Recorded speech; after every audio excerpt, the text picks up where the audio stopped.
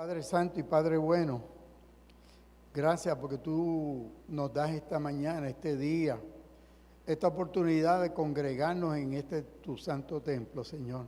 Bendice a los que vienen de camino, a todos los hermanos que ya estamos reunidos aquí para aprender de tu palabra y escuchar tu palabra cantada y tu palabra predicada. Bendice a los que no van a estar con nosotros por distintas razones. En el nombre de Jesús te lo pedimos, Dios. Amén y amén. Bueno, en esta mañana vamos a comenzar. Estamos todavía en el discípulo, estamos en la segunda unidad, las promesas de Dios. La lección en esta mañana se encuentra en Isaías capítulo 58. Uno de los capítulos más bellos que hay en toda la palabra, en todo el texto bíblico, donde nos dice 58:10 el texto de oro: si das tu pan al hambriento y sacias al alma afligida, en las tinieblas nacerá tu luz y tu oscuridad será como en el mediodía. El objetivo es definir qué es el ayuno como una disciplina espiritual. Afirmar la conexión entre la práctica del ayuno y la práctica de la justicia.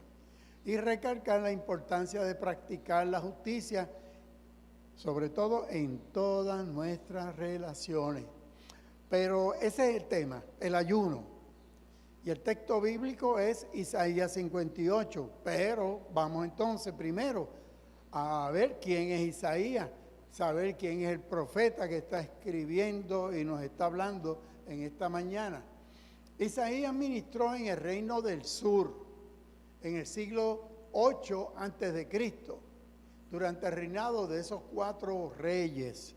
Isaías era un muchacho jovencito, tenía como 20 años nada más cuando el Señor lo llamó al ministerio. 20 años, o sea que no era un viejito ya experimentado en la vida, era un jovencito, un muchacho de 20 años. Israel estaba dividido, el pueblo judío se había dividido en 2 reinos, reino del norte, reino del sur. Cuando muere Salomón, recuerden que el reino empieza con Saúl, luego David, luego Salomón. Cuando muere Salomón se dividió el reino. 10 tribus en el norte, 2 tribus en el sur. Pues Isaías vive acá abajo, en el reino de Judá. Jerusalén es la capital y Israel arriba, Samaria es la capital. Aparentemente Isaías viene de una familia destacada. Se le llama el príncipe de los profetas, o sea que es una persona acomodada económicamente, vamos a decir. O en el 8.3 dice que es casado, en el 7.3 y el 8.1 nos dice que tiene 2 hijos. Y cosa curiosa, los 2 hijos tienen unos nombres bien singulares, porque significan cada uno el nombre, lo que es su ministerio. El ministerio comienza alrededor del 758. El nombre de Isaías significa Jehová salva, Yahvé es salvación, Jehová es la fuente de la salvación. Así que es como Isaías es como Jesús, que también es como Josué, que Dios salva, Jesús salva, Yahvé salva. Si ustedes ven esa cronología sacada de uno de los diccionarios, ustedes van a ver que el ministerio de Isaías es del 740 al 685. ¿Y cómo es posible que estuvo casi 200 años? ¿Cómo ese ministerio va a durar 200 años? Hay varias interpretaciones. Uno, que en realidad él hace unas profecías de cosas que van a ocurrir. Él no las vio, las está viendo en visiones. 2, que es la que la mayoría de los exégetas y maestros del texto bíblico entienden, es que Isaías tenía una escuela de profetas, como se llama el seminario evangélico. Esa escuela de profetas habían discípulos, y que los discípulos de él fueron los que escribieron los otros capítulos, y por eso que entonces se habla de 3 Isaías. Así que, usted quiere aceptar que estuvo predicando 200 años, que su prédica, pues, por ejemplo, los capítulos del 1 al 39, que es cuando se enfrentan a las invasiones asirias, eso ocurre en el siglo VIII antes de Cristo. Esos primeros 39 capítulos se le conoce como el proto o primer Isaías. O sea, vamos a decir, el Isaías original escribió estos primeros 39 capítulos. Luego del 40 al 45 ya hablan de los cautiverios en Babilonia, ya no están los asirios. Esto ocurre en el siglo VI antes de Cristo, o sea, 2 siglos, 200 años después que viviera Isaías. Que yo sepa, Matusalén fue el único que duró como 1000 años, ¿verdad? Por esta razón, algunos suponen que hay un segundo de Isaías, se llama el segundo Isaías o Deutero Isaías. ¿Y qué pasa entonces? Llegamos al 55-66, que es la lección de esta mañana, en donde nos hablan ya en el siglo VI antes de Cristo. Ya ha regresado la comunidad que estaba presa en Babilonia. Ya han pasado los asirios, los babilonios. Y a este trabajo se atribuye a un tercer Isaías. Se llama el Trito Isaías. Hay otros autores que dicen que no, que son dos nada más, que el segundo Isaías es el que escribe también estos últimos capítulos. Pues en la mañana de hoy, pero como es palabra del Señor, olvídate si es la primera, la segunda, la tercera, la cuarta, ¿verdad? En la mañana de hoy estamos entonces en ese capítulo 58. Dice que en estos últimos años del exilio que aparece en esto, se escribieron estos capítulos del segundo Isaías. Ese segundo Isaías es bien impresionante, Dios lo bendiga, porque ahí nos habla de consuelo, la esperanza mesiánica y la liberación que Dios promete. Por eso esa parte bien nos llama. Pero bueno, ya sabemos quién es Isaías, un muchacho jovencito, que si predicó y su ministerio duró 200 años, eso no lo sabemos, pero sí que la palabra se predicó en la escuela de Isaías, en la escuela de profetas. Isaías comienza diciendo, Isaías 1:1, visión de Isaías, la palabra en hebreo es Chazón, hijo de Amós, la cual vio acerca de Judá y Jerusalén en días de Usías. Dijimos ahorita que Judá es ¿qué? El reino del sur. Y Jerusalén es su capital. Reino del norte, 10 tribus. Samaria es la capital. Chazón es una vista, un sueño, una revelación, un oráculo, una profecía. Porque Dios habla ¿en qué? En sueños. También en visiones, cuando estamos en éxtasis. Bueno, y era un jovencito, recibió la vocación profética. Eso nos lo dice capítulo 6:1. Isaías contaría en ese momento alrededor de 20 años nada más, un muchachito. Poco tiempo después de su llamado al ministerio, contrajo matrimonio. No sabemos el nombre de la esposa. La Biblia no nos lo dice, Isaías no nos lo dice, pero nos dice que ella era profetisa. Por eso a veces, qué bueno cuando se ven esos matrimonios pastorales, ¿verdad? En donde ambos, porque aquí Isaías era el profeta, pero nos dice Isaías 8:3 que ella era profetisa. Quiere decir que predicaba también, igual que él, porque profetos es predicar, promulgar la palabra. Es que pensamos que profecía es adivinanza, no, esos son juegos. O sea, esto no es una adivinanza, la profecía es la exposición. Así que ella era profetisa y de este matrimonio nacen 2 hijos que los vamos a ver en el 7:3 y en el 8:3. Y es interesante porque el nombre de uno, juicio, y el nombre del otro, salvación. O sea que Isaías le puso el nombre de su ministerio al cual lo llamó el Señor, a un hijo y al otro. Uno se llama juicio, el otro se llama salvación. Son ilustra el mensaje de todo el libro de Isaías. Uno es Sear Hasub y el otro Maher Salal Hashbaz. Cada nombre tiene, el primero es un remanente volverá. Este es el regreso del remanente que iba a regresar de Babilonia. O sea, Isaías le pone el nombre a uno de los hijos, profetizando que aunque el pueblo había sido desterrado a Babilonia, ese pueblo iba a volver. Y el otro, el despojo se apresura, la presa se precipita. ¿De quién está hablando? Los asirios, porque Asiria venía sobre ellos.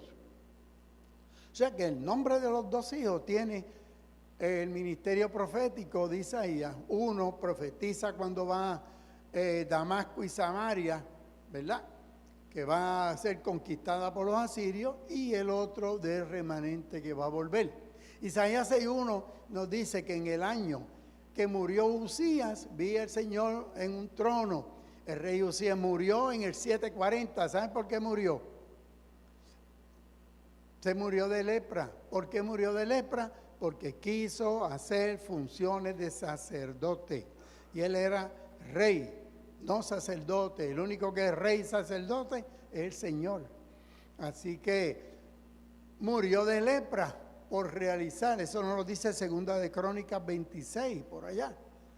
Y dice que él vio 2 serafines. Son unos seres alados con 6 alas que cubren el rostro, los pies, volaban. Es interesante porque serafín, prácticamente en un sitio en la Biblia aparece ese término. De hecho, Isaías es el que habla de serafines. Seraf quiere decir encender o quemar, por lo tanto, unos seres que cuando tú lo veías era como una llama de fuego volando. No vuelven a mencionarse en ningún otro lugar de la Biblia estos serafines. Es un ser angelical, flamígero, se vuela y se mueve velozmente. Es similar a una llama en movimiento. Esto es como el arte cristiano lo ha ido interpretando. Ustedes ven un ser angelical ahí, con 6 alas, 2 para los pies, 2 la cara y 2. Y entonces, mira qué interesante aquí, este icono. Aquí tenemos los serafines con sus 6 alas. ¿Y quién está en el medio? El Pantocrátor, que para los cristianos primitivos, Pantocrátor o Pantocrator significa el Todopoderoso. ¿Y quién era el Pantocrátor? Jesucristo. Alfa y Omega. Si ustedes ven las 2 letras, la alfa y la W al revés, que es la omega, principio y fin. Primera letra, última letra del abecedario griego. Así que alrededor del Pantocrátor de Cristo, la iglesia primitiva interpretó los serafines allí. El 6:3 dice que el uno daba voces diciendo: Santo, Santo, Santo, Jehová de los ejércitos, Yahvé Sabaoth. Toda la tierra está llena de su gloria. Kabot, la gloria de Dios es Kabot. Así que esas 2 palabras y ese término, Yahvé Sabaoth, Jehová de los ejércitos, Kadosh es sagrado, es santo, Kadosh es el esplendor, la gloria, la honra, la majestad y el poder. Él está tratando de interpretar lo que él vio. Así que Isaías usa ese título, Santo de Israel. Es casi peculiar de Isaías. El libro lo usa 25 veces, el Santo de Israel.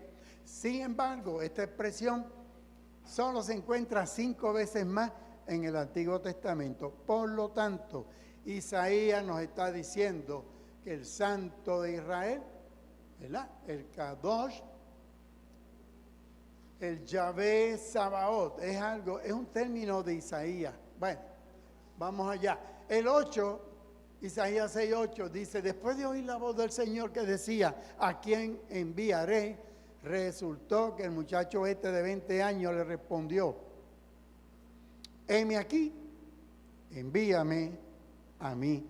Jovencito, no era un viejo lleno de barba, no era un Moisés, no era un Abraham.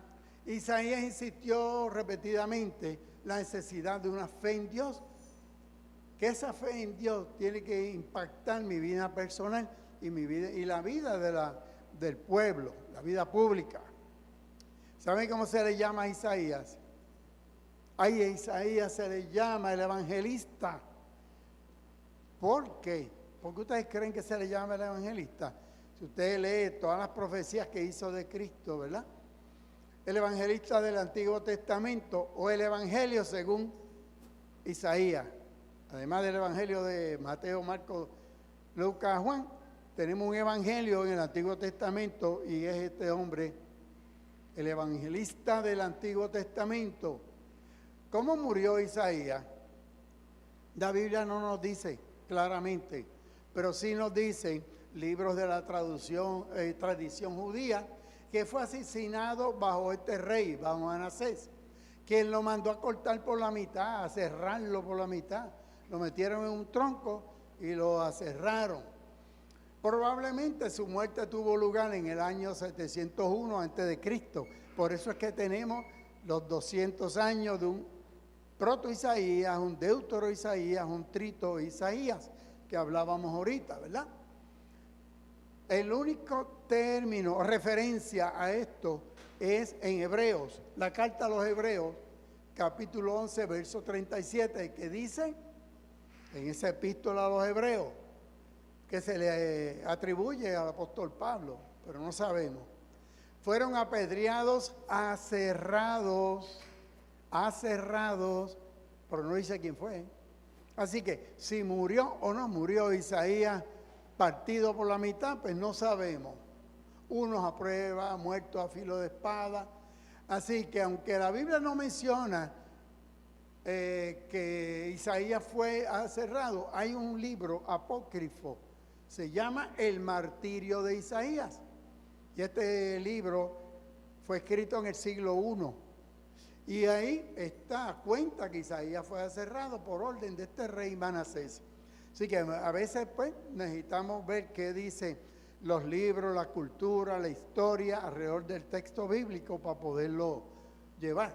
Bueno, pero entonces vamos a dejar Isaías atrás. Dice que la palabra de Dios permanece para siempre. ¿Dónde dice eso? En la Reina Valera abajo. Y eso es así, dice el hermano Abraham. En la Reina Valera usted busca abajo, porque la Biblia del Oso, lo que hace es que se escriben los textos de Isaías precisamente. La hierba se seca, la flor se marchita, el viento de Jehová sopla, ciertamente como hierba es el pueblo. El 8, la hierba se seca, marchita la flor, mas la palabra del Dios nuestro permanece para siempre.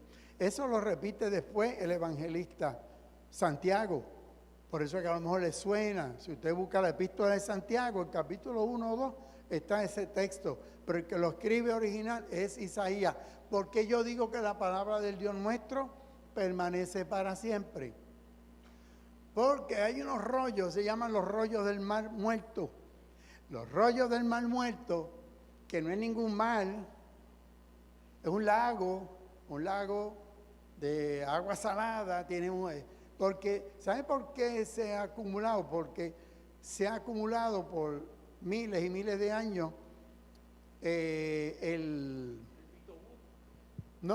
las sales, porque lo que pasa es que baja, de hecho, el río más grande que desemboca en este mar es el Jordán. Pero entonces, ¿qué pasa con este lago que no tiene salida? Y lo que ha hecho es acumular, de abajo vienen sales de azufre. En el 1947, en ese lago desalado, en el Mar Muerto, se encontraron unas cuevas.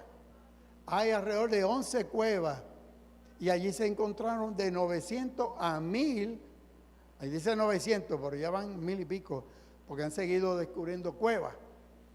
Y allí posiblemente había una secta, o cuando decimos una secta no es el término de hoy en día, era una congregación de creyentes, vamos a decir, suena mejor. Se llamaban los esenios. Y los esenios, para huir de los romanos, se reunían allí. Pues cuando los esenios fueron casi prácticamente exterminados por los romanos. Bueno, se descubrieron unos textos con casi 1000 años más antiguos que lo que teníamos. O sea, textos bíblicos, los más nuevecitos que se tenían hasta el 1940 y pico, eran del año 900, del año 1000, de la era cristiana. Entonces, ¿qué pasa? Que en el 1947 en Qumran se encontraron libros de 1000 años más antiguos. Y se encontró dos ejemplares de Isaías prácticamente completitos, 2 rollos. Acuérdate que esto era en rollos, 2 rollos de Isaías. Es decir, de casi 1000 años. Y entonces en 1000 años no había habido cambios. O sea, el texto bíblico que teníamos era idéntico al otro, prácticamente. Digo, obviamente una cosita que otra. Mira dónde está el Mar Muerto. Recuerden que es un lago de agua salada. Jerusalén. Así que Qumran, estas cuevas quedan al norte, oeste, la parte occidental. Recuerden que este lago no tiene salida, por eso que se le acumulan todas estas sales.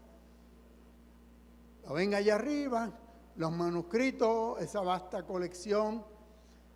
Cuando viene la destrucción de Jerusalén en el año 68 al 70, ya los esenios habían guardado todos sus escritos allí. Fueron escondidos en esas cuevas, en unas jarras selladas con una tapa hermética que le ha permitido a esos documentos mantenerse sin destruirse. Esa es alguna de las cuevas de Qumran. Estos son las jarras, esas jarras. Los rollos se envolvían en unas telas envueltas, mojadas en aceite y permitían que se conservaran. De hecho, en el Museo de la Biblia en Jerusalén tienen una copia, porque el verdadero lo tienen más guardado que una bomba atómica. Allí pero el rollo lo tienen, cuando digo un rollo, tú lo tiras de aquí y llega allá, y le da la vuelta a un equipo. Anyway, porque eso lo escribían en cuero, ¿verdad? Bueno, vamos entonces a la lección de hoy. Todo eso para saber quién es Isaías, de dónde salió, cómo. Ayuno falso y ayuno genuino. ¿Qué es el ayuno? Mira, el cristianismo, el judaísmo, el islam, el hinduismo, los budistas, todos practicamos el ayuno. El ayuno es una disciplina, ¿verdad? Entonces, pero esa disciplina tiene que ir, como la lección de hoy nos enseña, junto con la oración y la práctica de la justicia. Así, ¿no? Estamos perdiendo el tiempo. Así que esa abstinencia de comida por motivos religiosos era un requisito de la ley únicamente en el día de Yom Kippur, que es el día de la expiación, el día de liberar del pecado, liberación del pecado. Ese día sí era obligatorio, o sigue siendo obligatorio para los hebreos, para los judíos. Esto es inseparable de la limosna y la oración, tiene que ir de la mano. Porque si no, y entonces, ¿de qué nos absteníamos o de qué se abstienen ellos? De bañarse, de perfumarse, de relaciones sexuales. Pero sobre todo el ayuno exige el amor a los pobres. El propósito del ayuno es apartarse para tener comunión con Dios. Yo digo, estoy ayunando y me voy a trabajar. Es difícil. El día del ayuno tiene que ser algo que uno aparte para orar, cánticos espirituales, para uno poder estar en comunión con el Señor. Yo no puedo estar, imagínense usted trabaja en el gobierno, en una oficina del gobierno, que todo el mundo va allí con problemas, y usted está en ayuno. Es difícil, Porque el ayuno no es mágico, no es yo pasar una comida y ya, eso no es así. El ayuno tiene que ir con...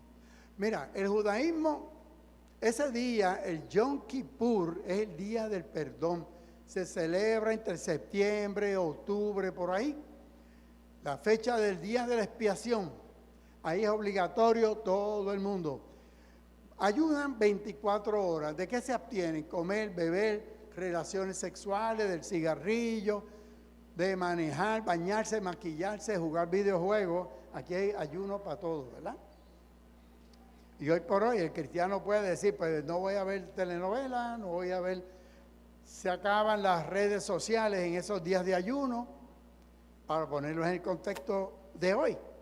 La Biblia no te va a hablar de eso, pero si el propósito del ayuno es que yo esté apartado ese tiempo. Esos son, y el Ramadán, ¿qué es el Ramadán? Que tanto oímos. ¿Perdón? No, ese es un día, se llama el día. No, está cuando cae. El Yom Kippur es distinto. Yom Kippur, que es el día del perdón, es un día. Ellos se celebran entre septiembre, octubre, el resto del tiempo tú puedes hacer distintos ayunos, pero ese es obligatorio. 24 horas que se paraliza todo. Lo único que se mueven son los carros de los bomberos y la policía y las ambulancias. Tú no puedes manejar ese día. Y los hospitales, ni modo, ¿verdad? Es interesante porque, mira, en el Corán, el Ramadán, que tanto oímos hablar de los ¿verdad? Ese mes que los musulmanes celebran es un mes completo. Mira el ayuno de ellos. Ellos pueden tomar una comida ligera antes de que salga el sol, ¿verdad? El suhur. Y después esa comida durante el día no comen nada, no beben líquido hasta la noche. En otras palabras, ayunan mientras está la luz del día. Y entonces por la noche comen una comida más fuerte. Pero eso lo hacen no un día, eso es un mes, se llama el mes del Ramadán. Que eso lo hacen los musulmanes.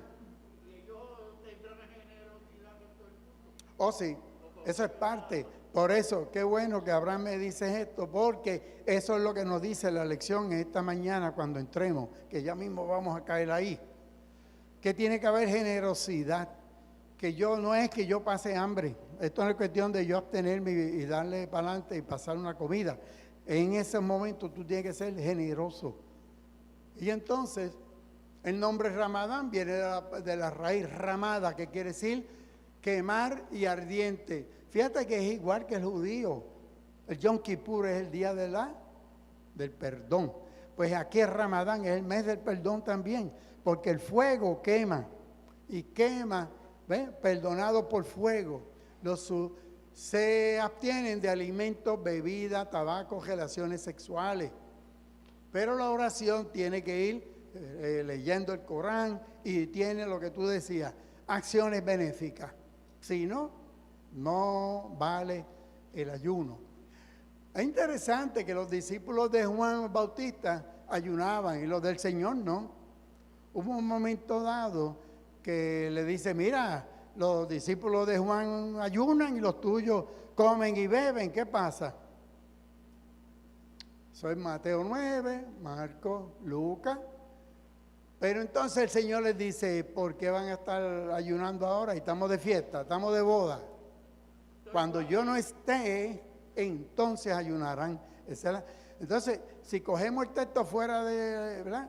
Decimos, pues no hay que ayunar. No, eso no fue lo que dijo el Señor. Él le dijo, mientras yo esté aquí con ellos, no van a ayunar, estamos de fiesta. Pero entonces, si vamos al Nuevo Testamento, allí los apóstoles ayunaban cuando iban, por ejemplo, para una misión, imponerle a unos misioneros, levantar una obra, se ayunaba, se imponían las manos, ¿verdad? De hecho, el ayuno es medicinal. Hasta cierto punto, pero puede ser contraproducente. El ayuno hermano Abraham, es que no está bien definido. Ya mismo entramos y hay que tener cuidado con el ayuno. De hecho, los judíos, los musulmanes tienen cuidado en que no debe ayudar la mujer que está amamantando, la mujer que está menstruando, la persona adulta que tiene sus condiciones, están exentos de ayunar. ¿Ven? Esto es para gente fuerte y saludable. No puede, no. Así que, mira, el ayuno cristiano, pues, tú le preguntas a alguien y te lo sabe definir. No, te voy a conseguir un libro sobre el ayuno. No me consigas ningún libro, búscame la Biblia. La Biblia entonces, cuando tú buscas, a ver, es que hay distintas interpretaciones, unas culturales, otras por historia. Entonces, cada uno, lo importante es que el ayuno es algo personal, es algo, el tiempo, el Espíritu Santo te va a determinar a ti qué tiempo tú debes ayunar. Si mediodía, mediodía. Si quieres, hay gente que es lo que dice ahí, empiezan a las 6 o las 7 de la noche de un día y rompen el ayuno al otro día a las 6 o las 7. Fine, el que lo quiera hacer así. Y a veces hay gente que se va de comida y líquido. Otros dicen, pues no como, pero bebo líquido. ¿Ven? Otros dicen, y ya veremos, como a Daniel. ¿Tú sabes de que Daniel estuvo 3 semanas ayunando? Ajá, ¿y cuál fue el ayuno de él? No me den carne, no me den vino. Pero de lo demás me lo como. Digo, para que vean, o sea, no podemos dejar que nos digan, mira, ciertas cosas, ciertas bebidas. Mira, hay un ayuno total. ¿Quién hizo ayuno total? 3 días. ¿Quién? Esther. El libro que no menciona a Dios por ningún lado. Ay, es interesante. El libro de Esther no se menciona a Dios por ningún lado. No se come ni se bebe nada 3 días. Hay un ayuno con agua. ¿Quién hizo el ayuno con agua? Posiblemente el Señor. 40 días en el desierto. Lo lindo es que cuando tú buscas, lo que te dice es que el Señor tenía hambre cuando vino del ayuno, no dice que tenía sed. Es que el cuerpo humano no aguanta sin líquido. El cuerpo humano se deshidrata y se cierran los riñones. 4 o 5 días sin beber líquido, se te van a cejar los riñones. Así que, igual que Moisés, 40 días. Lo mismo, porque no había ni comida allí en el monte. El otro, Elías, 40 días, hasta que el Señor le mandó un cuervo. Un cuervo que es símbolo del enemigo, para que el enemigo lo alimentara en medio de aquel revolú. 40 días, 40 esto, 40 es un número simbólico en la Biblia. Bueno, no vamos a entrar ahí porque no acabamos. Ayuno parcial, ayuno con agua, ayuno parcial. Este fue el de Daniel. Estuvo, dice Daniel 10, del 2 al 3, que estuvo sin comer 3 semanas, sin comer ¿qué? Ni carne ni beber vino. Los hermanos católicos, cuando llega la cuaresma, están 6 semanas que no comen carne, comen pez. No es que no coman, se abstienen de la carne. O sea que hay distintas formas, ¿verdad? Y entonces, ayuno de otras cosas. 1 Corintios 7:5, abstenerse de tener relaciones sexuales por un mutuo acuerdo y dedicarse a la oración. ¿Eh? O sea que hay cosas que en la Biblia tenemos que ir. Pero hoy en día, como les dije, miren, ayune de las redes sociales, ayune de la televisión, porque el propósito no es ese. Bueno, la escritura, vamos a la escritura. Capítulo 58 del libro dirige una comunidad en conflicto. Esta gente acaba de llegar de Babilonia. Están que no saben ni para dónde van. El 58.1 le dice, grita a voz en cuello y sin descanso, levanta la voz como trompeta, denuncia la rebelión, el pecado de la casa de Jacob, o sea, de Israel, del pueblo, ¿verdad? ¿Cuál era el pecado? Pues ya sabemos. Dicen que me buscan todos los días, que quieren conocer mis caminos, como si fuera gente que practicara la justicia, nunca hubieran abandonado la enseñanza. Me piden emitir juicios, dicen que quieren acercarse. Ese es Dios hablando a través de Isaías del pueblo que acaba de llegar y se está quejando de que ellos Mira el 3. ¿Qué sentido tiene que ayunemos si no nos haces caso? ¿Para qué afligir el cuerpo si tú no te das por enterado?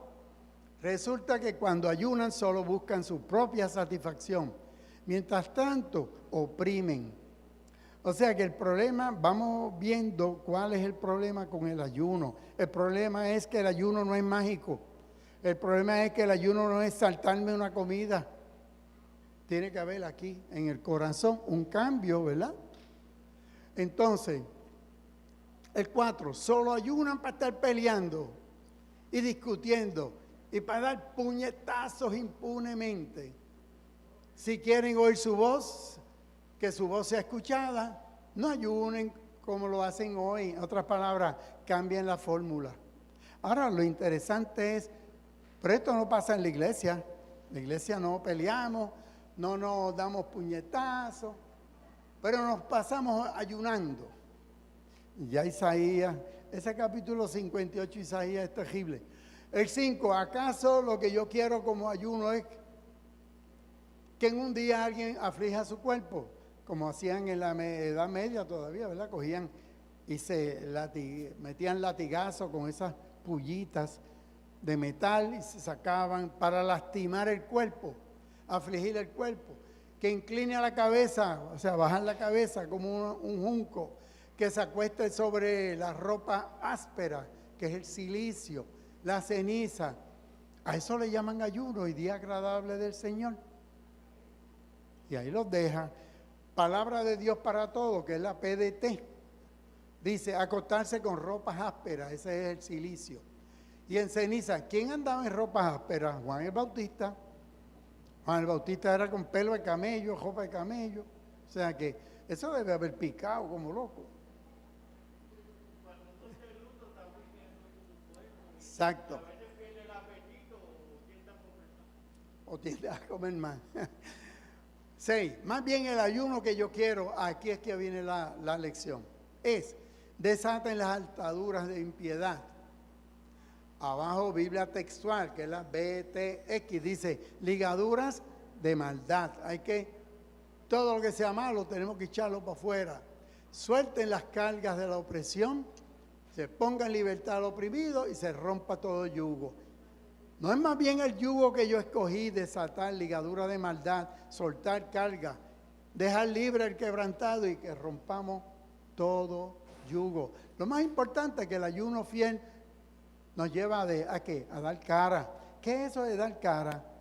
Esto es prestarse, estar presto ¿a qué? Es decir, nos lleva a estar presente y no escondernos ante el dolor del hermano. La presencia solidaria convierte así en una presencia pastoral, como si fuera el pastor. Nosotros somos sacerdotes también en este sentido, por medio de ese cuidado pastoral cercano. Entonces la persona oprimida experimenta la presencia liberadora. Así que no nos podemos hacer los chivos locos, en buen español. Presencia virtual. Pero aquí tú tienes que ir a visitar a quien, el enfermo, al oprimido. Si actúas así, mira lo que dice el 8, tu luz brillará como el alba, como sale la luz del día. Y tus heridas sanarán. ¿Las heridas de qué? Del alma. Mis heridas de bien adentro. Todas esas heridas van a sanar. La justicia será tu vanguardia, la vanguardia es la que va al frente. Y la gloria del Señor será tu retaguardia. Hasta ahí yo entendí. Pero entonces fui a la PDT, dice, ¿quién irá delante de ti? ¿Quién va delante de nosotros?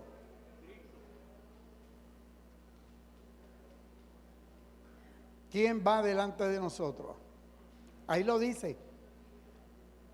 Hermano Abraham, usted tiene el Espíritu Santo encendido hoy, porque dice, irá delante de ti quien te declara sin culpa. ¿Quién nos declara sin culpa? El sacrificio de Cristo. ¿Quién te declara sin culpa? Él, Cristo. Quiere decir, el que me declara sin culpa, que es mi justicia, ese va adelante. Y la gloria, el caboz del Señor, va atrás.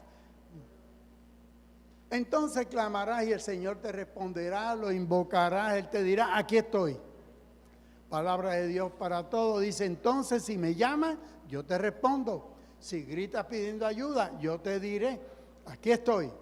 Si haces desaparecer toda opresión, y esos dos textos bíblicos, si no insultas a otro, ni le levantas calumnia. O sea, este es el verdadero ayuno. No es esquipear la comida, como dicen. Y si compartes tu pan con el hambriento, satisfaces el hambre del afligido, entonces tu luz brillará entre las tinieblas, la oscuridad que te rodea será como el mediodía. Si compartes tu alimento con el que tiene hambre, dice PDT, la necesidad del oprimido, brillará tu luz como en el amanecer, y tu sombra será como luz de mediodía. No va a haber sombra en nosotros. Eso es lo que dice, que tu sombra sea como el mediodía.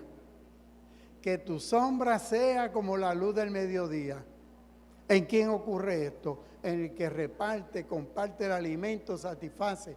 El 11, entonces yo, el Señor, te guiaré siempre.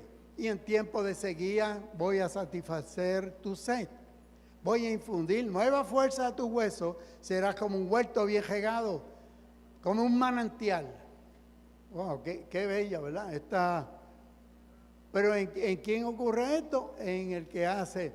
Así que el ayuno verdadero nos lleva a practicar la justicia, a bendecir a los demás, no ignorar el dolor del que sufre, mirar la necesidad del prójimo, tratar de suplir a aquellos que necesitan.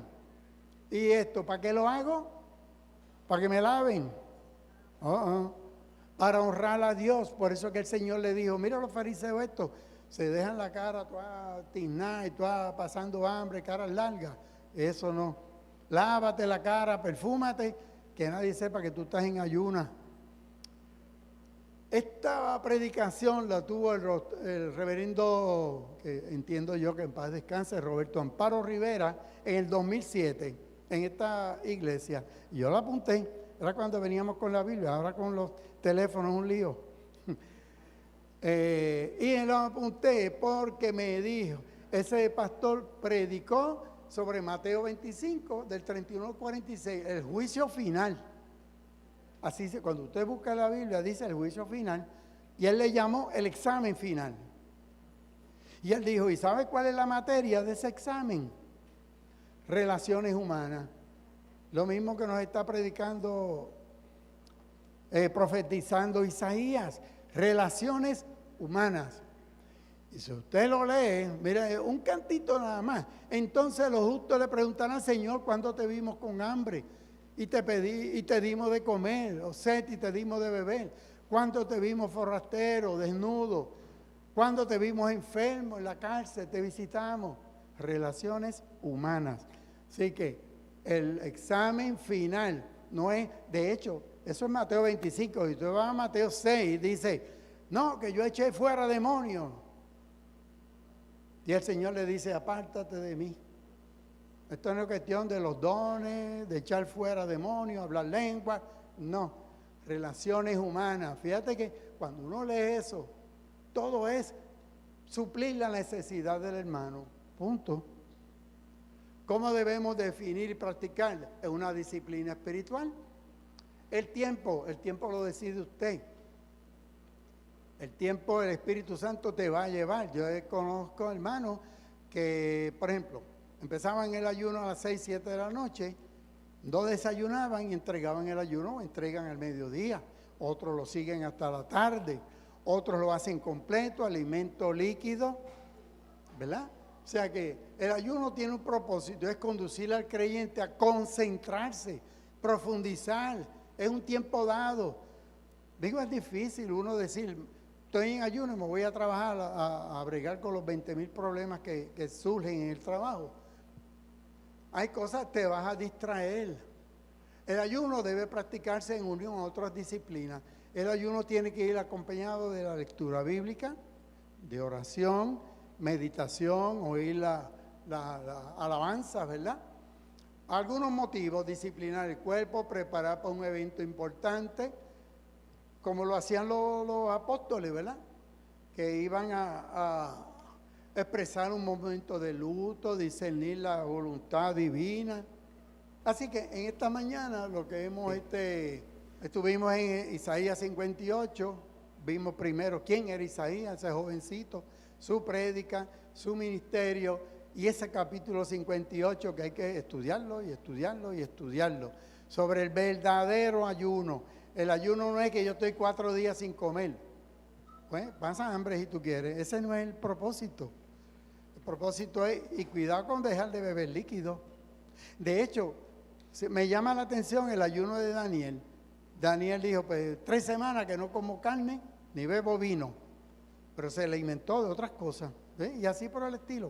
O sea que pero el ayuno, el Señor te va a decir y tú, el Espíritu te ayuda a discernir cuál es el tiempo apropiado. Pero en ese tiempo va acompañado de ¿qué?